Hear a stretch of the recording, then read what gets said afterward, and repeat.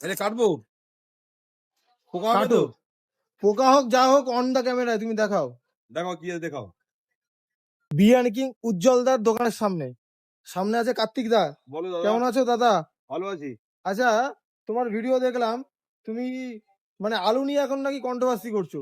আরে আলু ভাই, আমার চিকেন দেখাও না ভাই। চিকেন 200 গ্রাম চিকেন একবার দেখাতে পারছো না? আরে খালি আলু চিকেন তো নিয়ে। দেখাবো, তুমি আজকেও কি উজ্জ্বলদার আলু খারাপ আছে নাকি? না, প্রত্যেক চিকেন 200 গ্রাম করে। আলু দেখাবে আজকে নাকি?